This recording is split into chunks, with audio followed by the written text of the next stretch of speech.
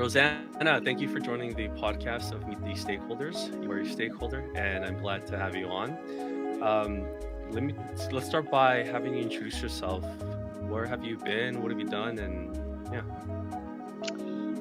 Hi, Giovanni. Thanks for having me here. I'm really, really happy that you're doing this.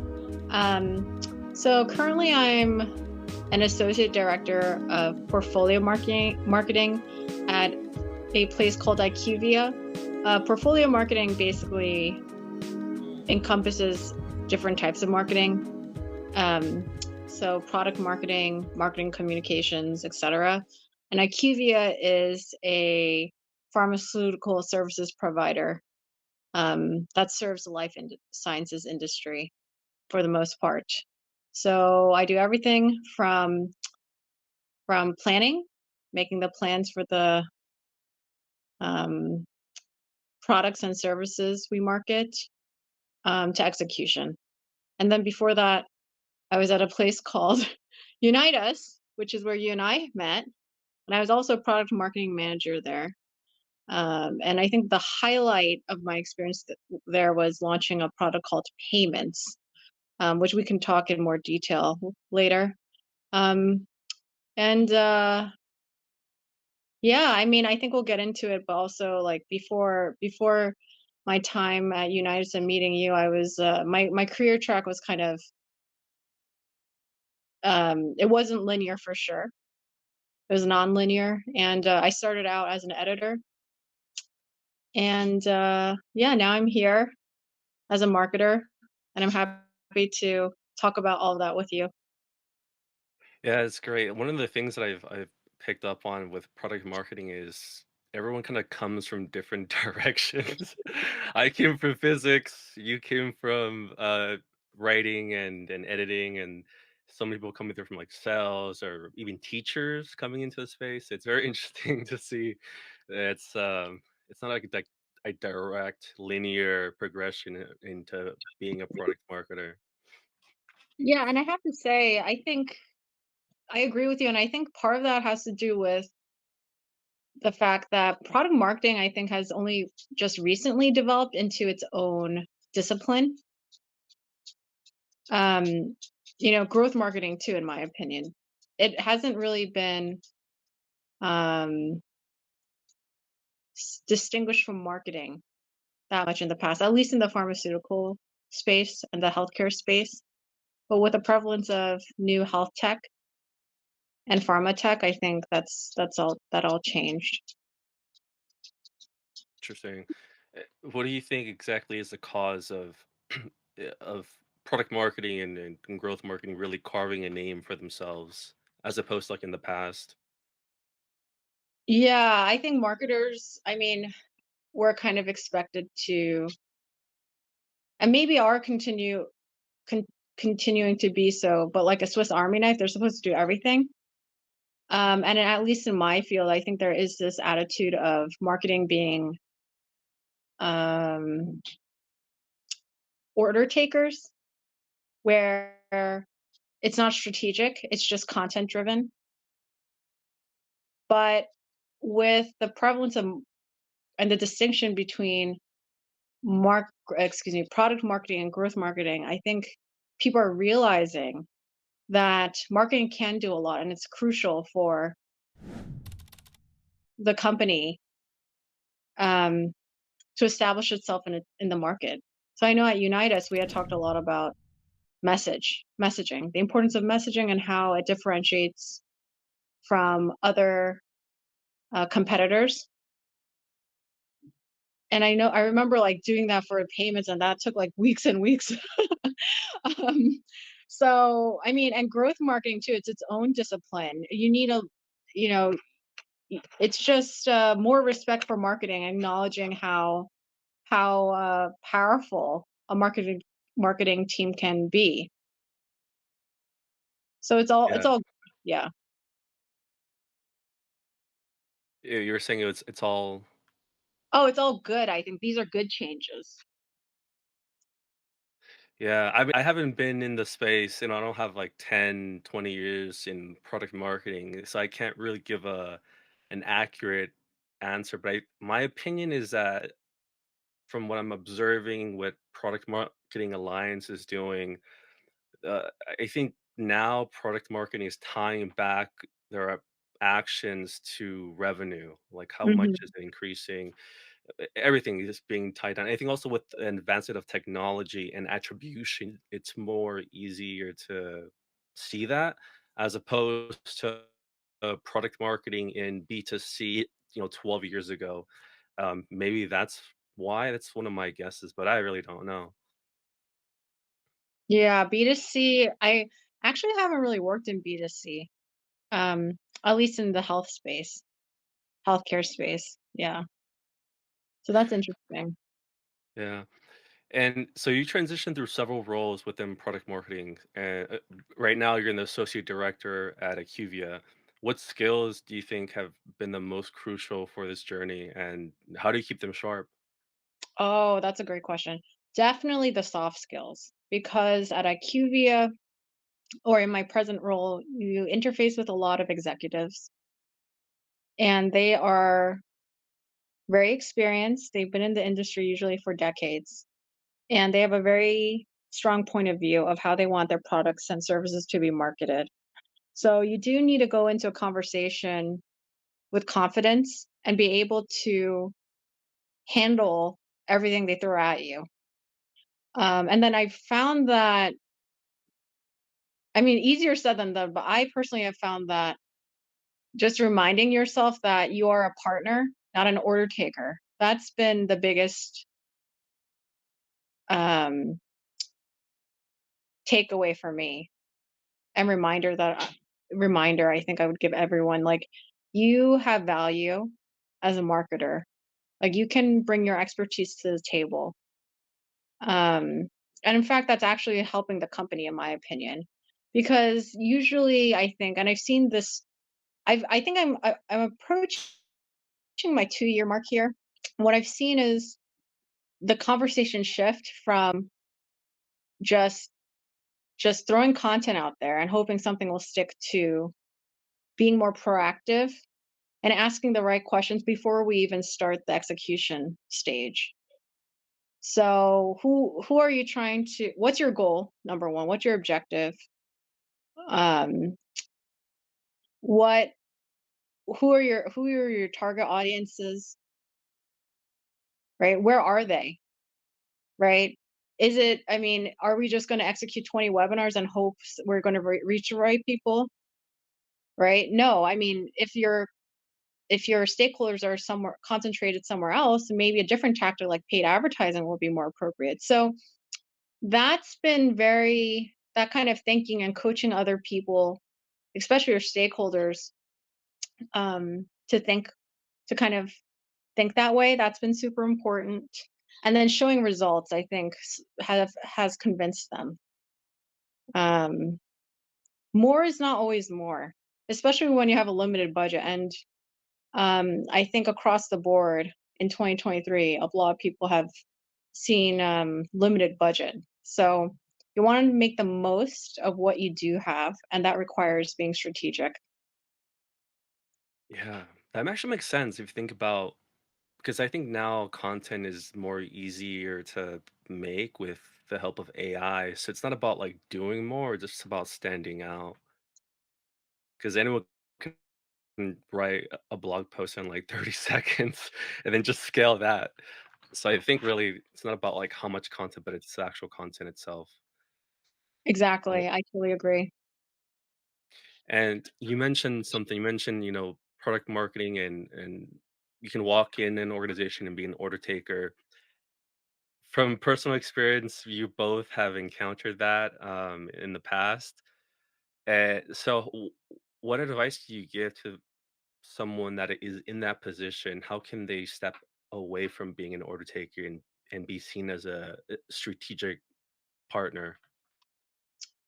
Right. So I do think there is value in learning how to follow before you lead. So, if this is your first, if you're at your like first job or second or third job, as a marketer, then, I would probably say you can sit down and just keep looking and learning from your elders or people more experienced than you. But if you I think you will know in your gut when you're ready to lead and when you start bringing ideas to the table. And I think my advice to you is not to be discouraged and well, number one, like make sure you build your relationships. I think at least half of my job is relationship building. You can be the smartest person in the room, but it doesn't matter if no one wants to listen to you. And that can take time. So being very patient is super important.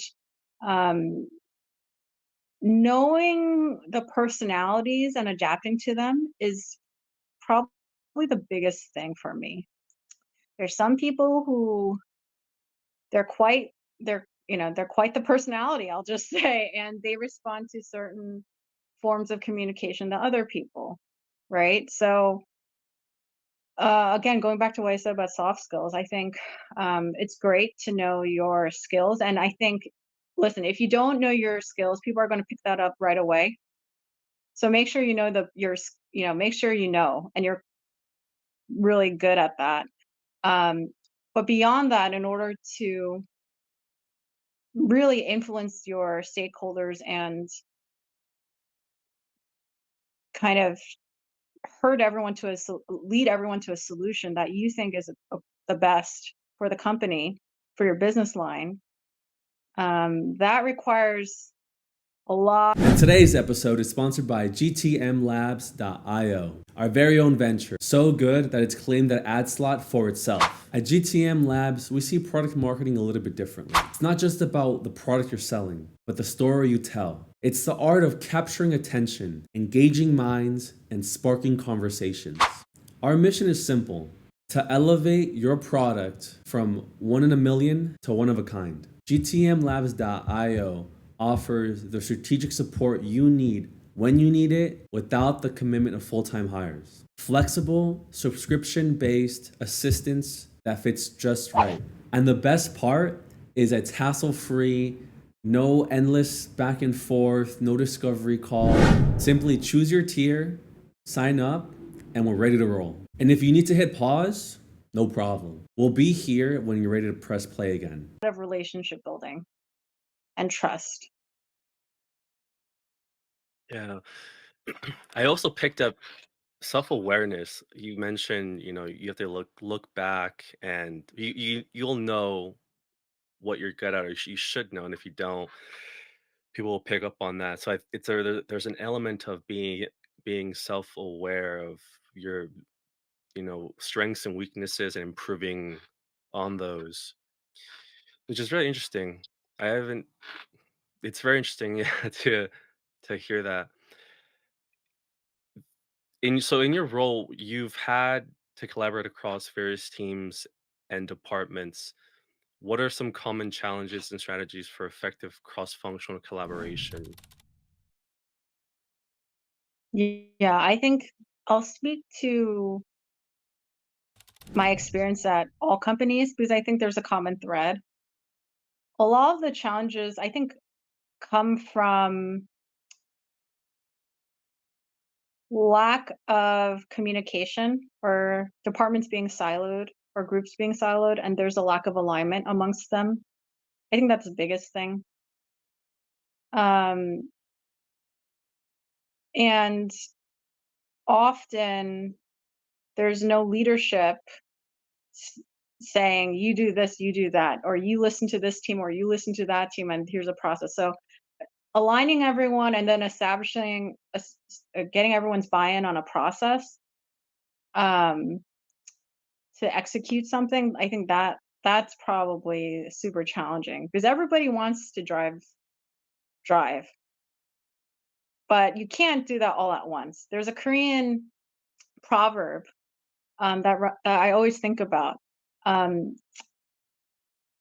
if too many people in the boat try to lead, the boat's going to go backwards up the mountain. This point is, you know, you have to work as a team, and if you don't, in my opinion, like if you don't know, who to listen to or who's the leader at a certain time, so then really everything is just kind of like it can easily devolve into chaos. I mean, I saw that especially with like product launches, right?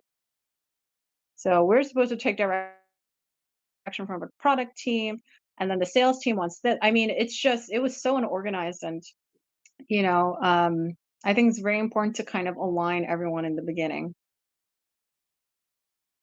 Yeah, it reminds me of I just watched well, I haven't finished watching, but I was because it's a long podcast with Lex Friedman and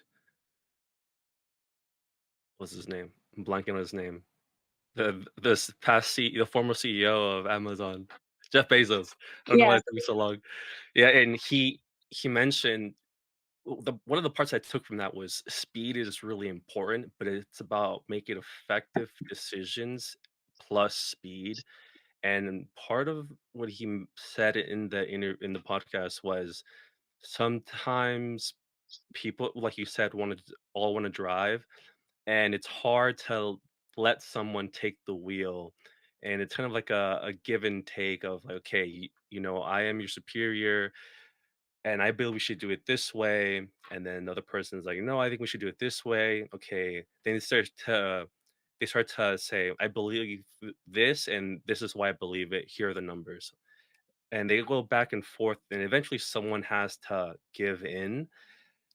And a lot of the times probably will be the superior or be the person underneath. But I wanted to ask you what happens when that what happens when that happens, when it's really hard to compromise? Or do you even believe in compromise? Or I do. yeah? Definitely as a marketer. I'm always compromising. Always. Yeah. Interesting. Because in the podcast, they're mentioning that when you compromise, it's like saying, "Okay, I believe we should wear black shoes," and you're thinking, "No, we should wear white shoes." Okay, let's compromise. We'll wear one black and one white shoe. Oh, I see. That's So interesting. sometimes, I mean, it depends, right? There are things you can't. Maybe I should clarify. There are things you compromise on, and then because you have to pick your battles, right? There are things you compromise on, and there are things you should absolutely not, right? To me, you can't compromise at all on. Let's say we're talking about product launch because I keep thinking about it right now. Um, you can't compromise on strategy.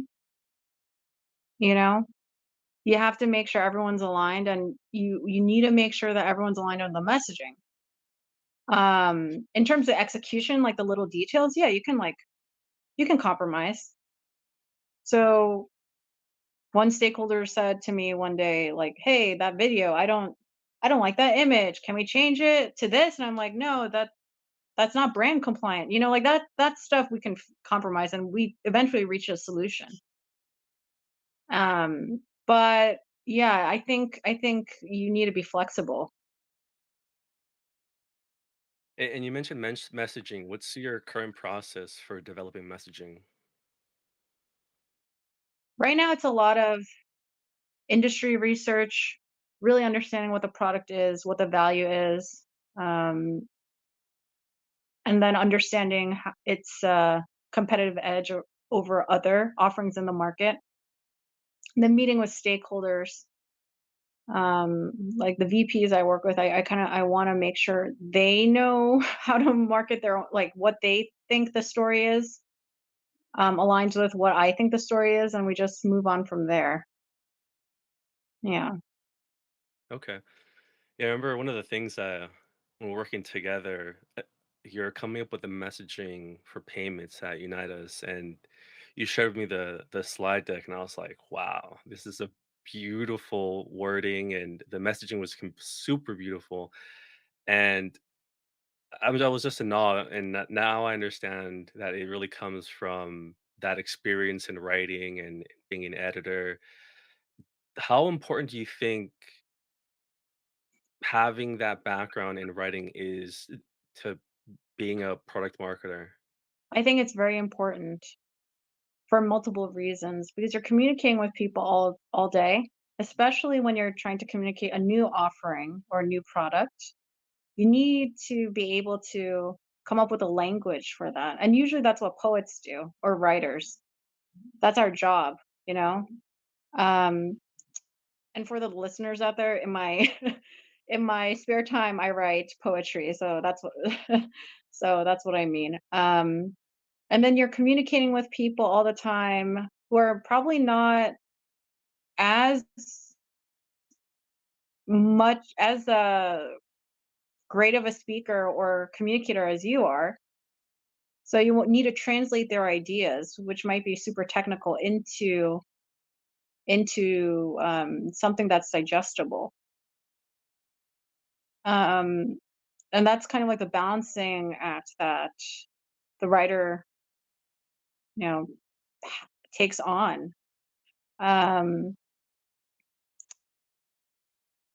yeah, and I think for me, I in a past life I was an editor. I was working with video producers. I was working with um, illustrators and animators, and I think that type of background really helps too. Because at least in the pharma industry, it's not. Let's be real. It's not really like It's not the most. Uh, it's not like they're making entertainment, right? It's not as creative in some ways as the entertainment industry or other media companies, right? But having that background with multimedia, that I think was an asset because I was like, okay, well, instead of just a, producing a wall of text in a blog, why don't we add images here? Or why don't we communicate these ideas in a more digestible way in this format? Because let's face it, not everyone's going to read a 20-page white paper or even a 10-page white paper. So yeah, I think just trying to you need to be creative as a marketer, but you also need to keep in mind that there's an objective. You At the end of the day, the company wants to know what the ROI is. And I haven't really fully articulated to myself the whether or not, placing an ROI on content is, you know, ideal, but the reality is that you only have so many minutes in a day and so many resources that you have that you do have to be strategic. Like, why this medium over another medium? Why this message, via video versus another medium? You do have to kind of think very critically about what you're doing because people are going to question you left and right. Yeah, it's very true. I guess really it goes back to your customer and like how they consume Yes, content. right, exactly. And I Right. wanted to follow up with, so what can someone do if they don't have that writing experience? What's like the path you would set someone on for them to become a better writer? I would say you would read a lot. I mean, and you don't have to read like literature. You can just read good, well-written business writers. Read the Wall Street Journal. Yeah, read the Wall Street Journal. Just keep on consuming content. I think LinkedIn is a great place to start too. And then also look at your competitors, how they're doing it, the messaging and the writing.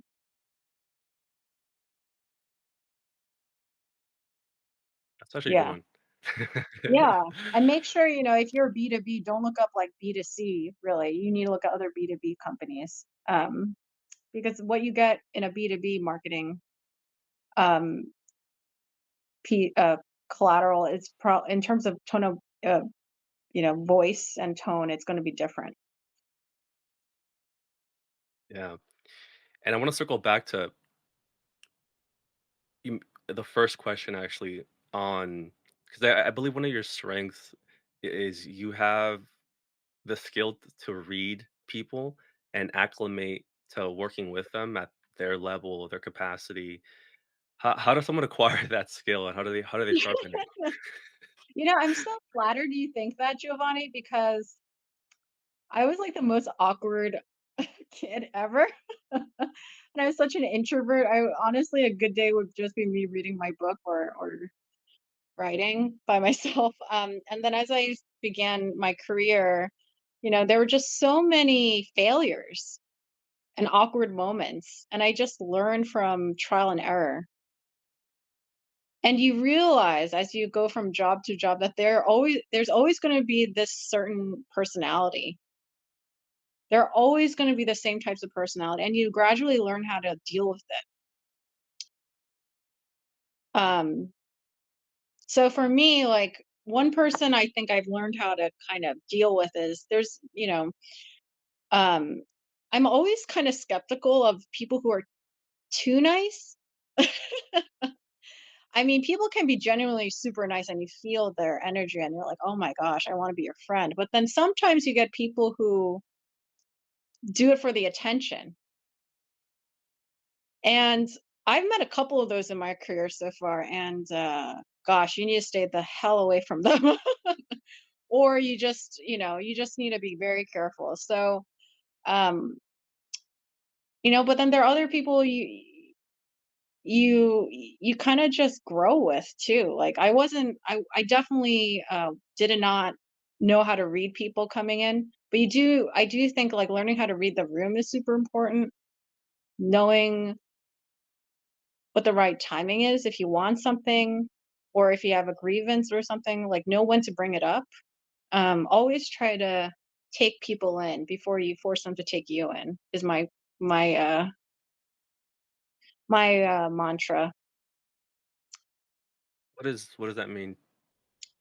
Um Take people in for. yeah, always take people in. Like how do they like try to get to know them, like genuinely, like be actually really interested in how they work and how they think, right?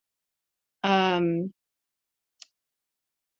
I've had people who just say do this or do that right off the bat and I'm like, you know, probably not the best way to get to know someone. So anyways, I think reading people also is just like an obsession of mine. Like I think people can be fascinating. Like that's psychology. I kind of like to find more. I'm just curious about people too. That's interesting. I'm just drawing like a.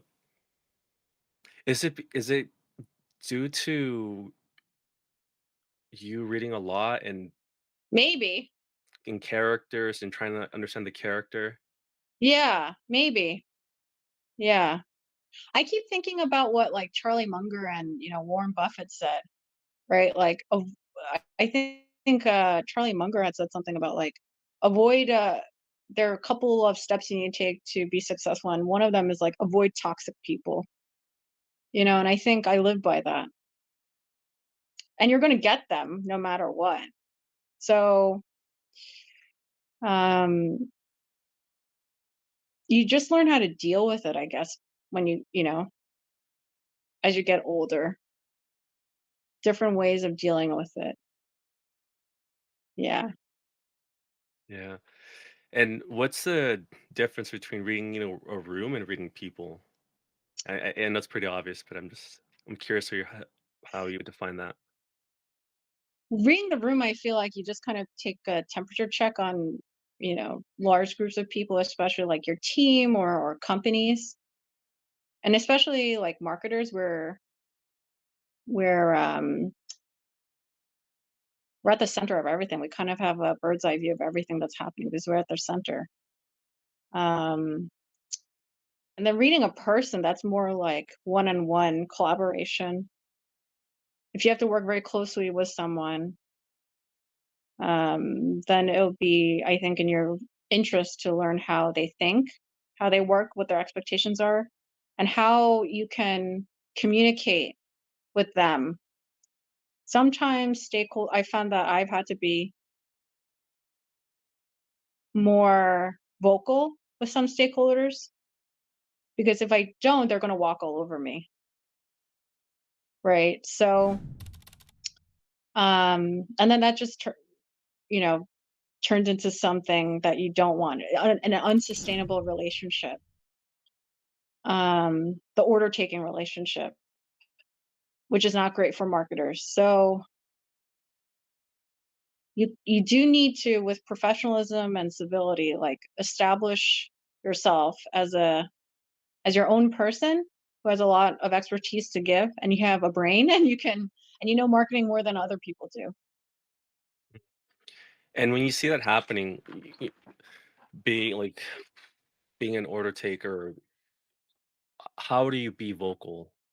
You mentioned, Right. there's a bit of professionalism. Is it more of of doing actions and giving your perspective with backed up by data, or do you do you say something out loud, or what do you do?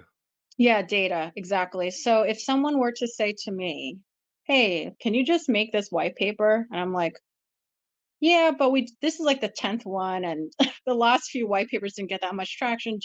There are like so many other planned activities. What should I replace? Because we have a limited budget, we have a limited XYZ. Like, if you want this new thing that you want me to create, I'm happy to do it, but what else do you want me to take off my plate?" And then that kind of puts them in a position where they're like, "Oh, wait a minute, I really have to be careful," right? Um, Obviously, sometimes there are unplanned activities, and you do want to be a good stakeholder. It just depends on what it is. I do think like it shouldn't be an antagonistic relationship for sure. You do want to help your colleagues out because you're both working to the benefit, to the same end, which is um, increase revenue for the company. But if it gets to a point where you do think that it's impacting your other work, and you don't, as a marketer, think it's productive, then you have a responsibility to the company to have that conversation. Wow, I'm learning a lot. This is very interesting. And Got then it. there's So also some. Oh, sorry. go I ahead. just I feel so strongly about this. There is such thing. Excuse me. Psychological safety is something I care very deeply about, so deeply, and we're people. We have other lives, and we're coming to work for 9 hours a day. And if you don't feel psychologically safe, you're never going to. I mean, the company is not going to benefit from that. I mean, you're not going to do anyone any good, especially yourself. So it's in the company's interest to have a psychologically safe environment. And if you cannot, um, if you feel like you cannot push back even a little, and I'm not saying just say no, but if you cannot like compromise or have a conversation, then that's not a company I would say value psychological safety. And I've been at places where people, like the CMO, has screamed at me, and other people, and I'm telling you, you could see it in the results. They didn't really, the marketing team didn't know, didn't like it. Just you didn't see the impact. Um, so I'm saying that because I really think mental health is a huge, um, have a huge part of your career. Like making sure you protect it, making sure, yeah, you just cultivate an environment of civility and collaboration. Yeah, I totally agree. I think it's really hard to do good work when your mind isn't in the right the right frame, or the right, in the right place. So I definitely hear you on that. I think everyone has experienced in one form, shape, or another, you know, it being in an environment that's not psychologically safe. And so you spoken about persona-driven marketing in the pharma Mhm. industry. How does understanding personas enhance marketing strategies? And can you share some success stories where this approach made a significant impact? Yes. So I I think that's one of the first questions I always ask when it comes to planning something. Where are your who are your target audiences, and then number two, where are they? Because if we don't know where they are or who they are, then we're potentially wasting a lot of resources. So recently, and I can't give too many details on this, but we are launching a new product, and it's a very niche audience. And the normal channels of promotion wouldn't have worked because that niche audience, you can't reach them via those channels. So like emails and things like that. So we actually invest a lot in paid advertising in a couple of niche publications that those target audiences read. And that's because this is a new product. We can't expect people to come to us all the time, right? We have to reach out to them. And we did some research to figure out where those folks are and how we can reach them. Interesting. So new product, I'm assuming the messaging is also different from what you were using in the past, and then you're incorporating new channels.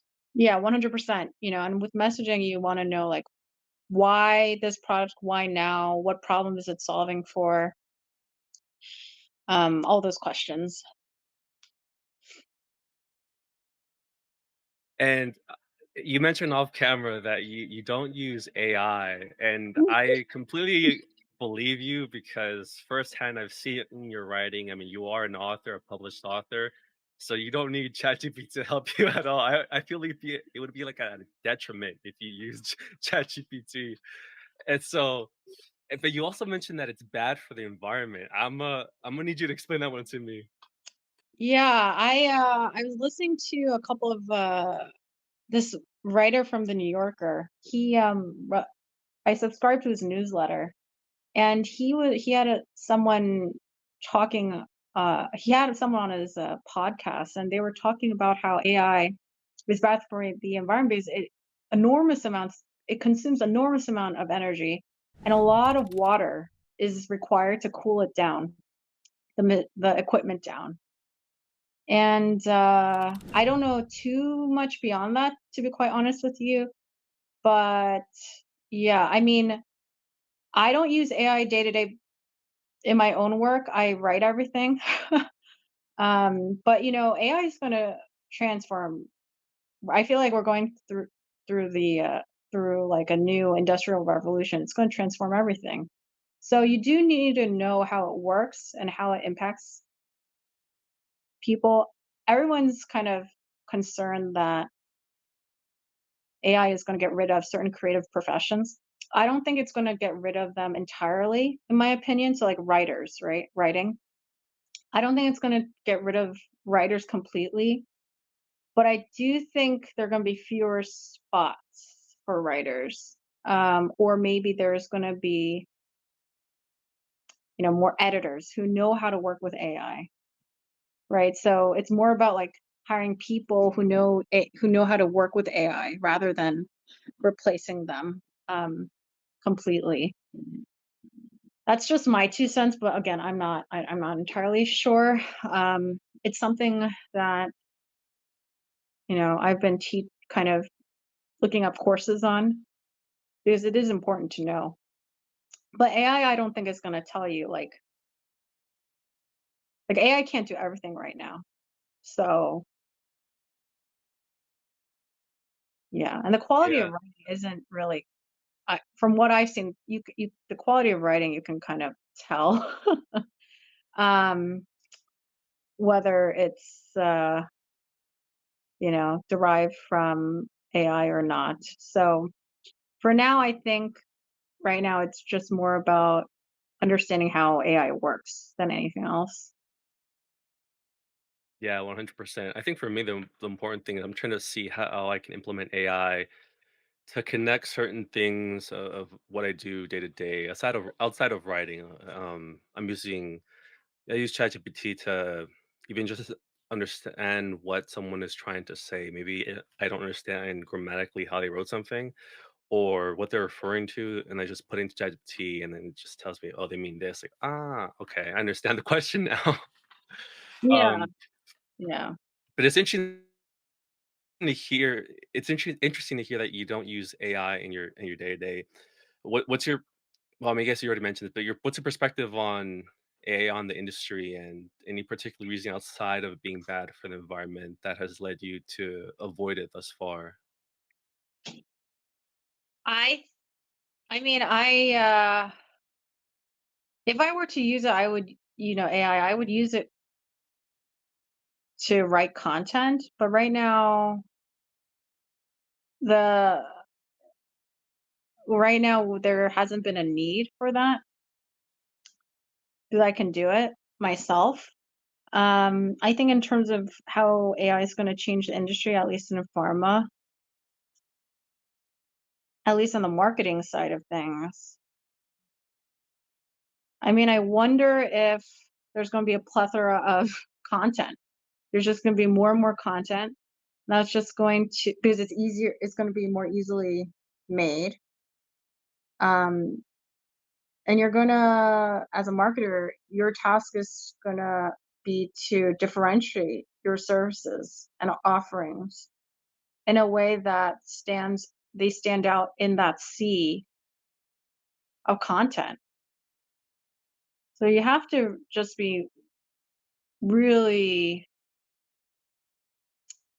you're just gonna have to keep your, um, what's the saying? You have to keep your, Eye on the uh, prize, or I like you have to just keep your, uh, check, what's it called? Your finger on the pulse of everything. uh, You know what I mean? You just have to yeah. kind of know what's going on. You have to be in the know. If not, you're likely gonna fall behind. Yeah, I remember someone said this, I know enough to be dangerous, and Right. to do that, you need to, like you said, have the finger on the pulse. Yeah, yeah, that's interesting. I just saw, on LinkedIn, someone did a quick rundown on ClickUp and how they scaled their content output from 2020 to 2023. I think in 2020 they were outputting like 46 pieces of content per month, and Mhm. at the end of 2023, uh, they scaled it to 1,600 per month. And I'm like, whoa. Yeah. um, but drawn from your experience, how do you think go-to-market strategies have evolved or might evolve with the introduction of AI, um, and big data? Oh, I don't know enough to answer that. Yeah. Yeah, I don't either. I don't know how it's gonna. I was Yeah. curious. So, what trends do you foresee in AI and product marketing, like those two, over the next few years? And how should companies and professionals prepare to stay ahead? Like you said, stay on the pulse, but how does I mean, I guess how would they do that? Hmm. Also, I'm asking this because one of the things that I uh, outside of being able to read the room, read people, I'm not calling you a soothsayer, but I think you have like a knack of picking up patterns or seeing patterns. Yeah. And so I'm curious if you see any patterns emerging from product marketing and AI, or just marketing in general and AI. Yeah. It's true I pick up on patterns. I think it's just because like whenever I read a book, I also like remember things. I can pick up with the patterns there. I think it just naturally carries over. But back to your question. Um,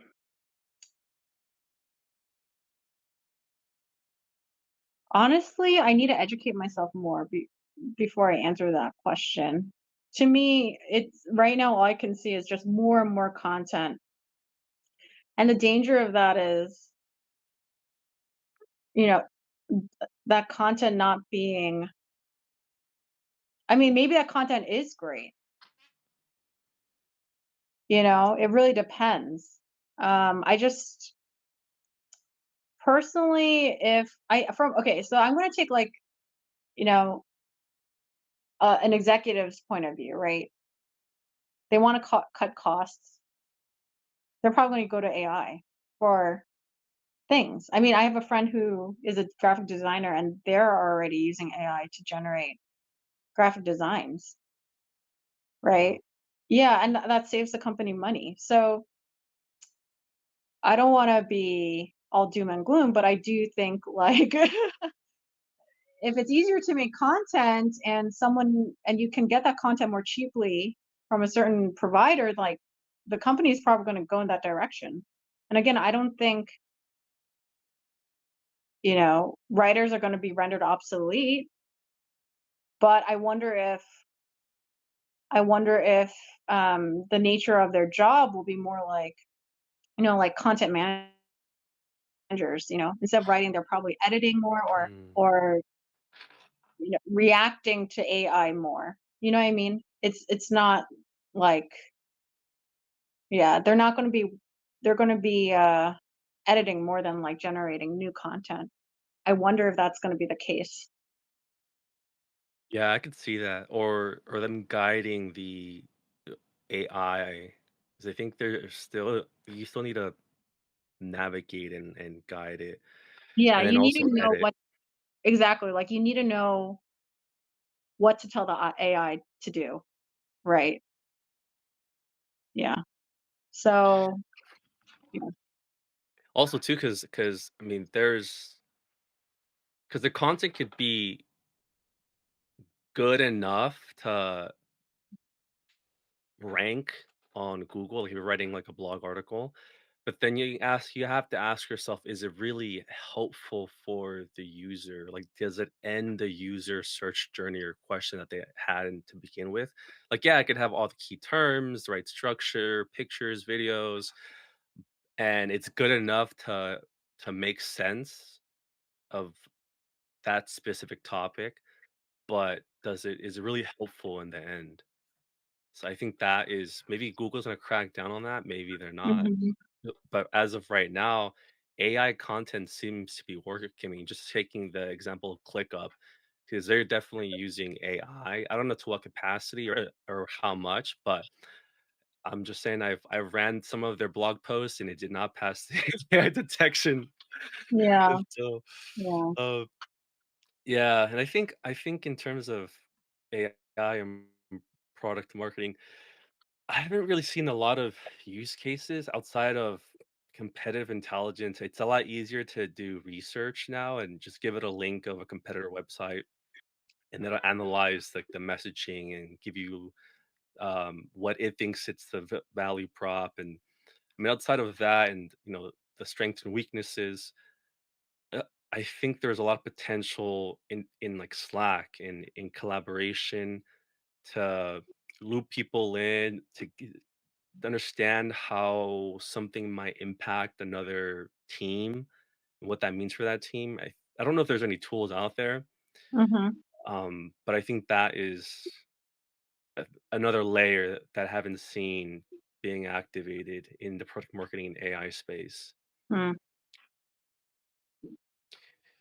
And lastly, when we're working together, the dynamic is very like I looked up to you in a lot of ways, and we had like that brother and sister relationship, and I got a lot of advice and a lot of encouragement from you.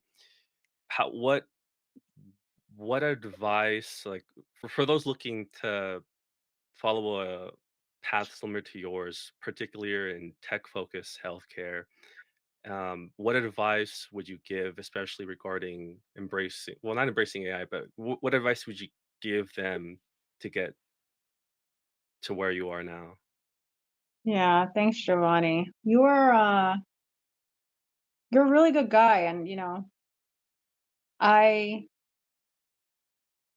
I don't know, I felt like a kinship with you. um, Let me think. Um, I think it depends on what stage you are at in your career, but if you want to get into product marketing, if you're just starting out as a product marketer, I would say you do need to be well-rounded. So we've talked a lot about editorial skills, of being able to communicate verbally and in the written form. That's super important. Um, but also just be hungry and learn as much as you can while you're young. Because in my current role, actually, I realize it's not strictly product marketing. It, like I said at the beginning of this conversation, it involves a lot of different forms of marketing. So sometimes you have to know social media marketing, like that's a must. It doesn't matter if you're writing the social post yourself or not.